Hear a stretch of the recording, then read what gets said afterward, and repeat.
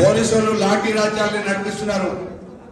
కాంగ్రెస్ నాయకులు పోలీసు వాళ్ళ అండతోని అధికారుల అండతోని గ్రామాల స్వైర విహారం చేసే అధికార పక్షం వాళ్ళు మొఖం చెల్లక ఈ రోజు ఏం చేయాలనంటే ప్రతిపక్ష నాయకుల మీద ప్రతిపక్ష నాయకుల ఇళ్ల మీద దాడులు చేయాలనే ఉద్దేశంతో కాంగ్రెస్ నాయకులు పోలీసు వాళ్ళ సహకారంతో గద్దెలు వారబడుతున్నారు, ఇళ్ల మీద దాడులు చేస్తున్నారు, పొలాల మీద దౌర్జన్యం చేస్తున్నారు.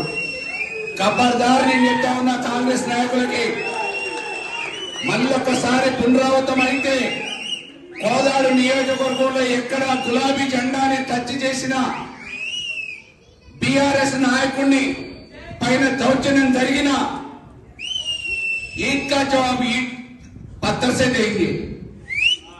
बिल्कुल अभी कोई आगे पीछे सोचने का नहीं है।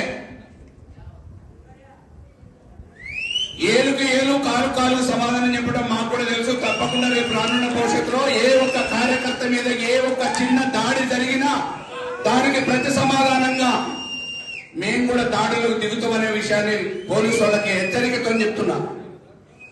ఇవాళ కొండాపురంలో జరిగింది, మొన్న బేర్తల్లో జరిగింది, రేపు ఇంకెక్కడ జరగడానికి ఊహలు చేస్తున్నారో తెలియదు.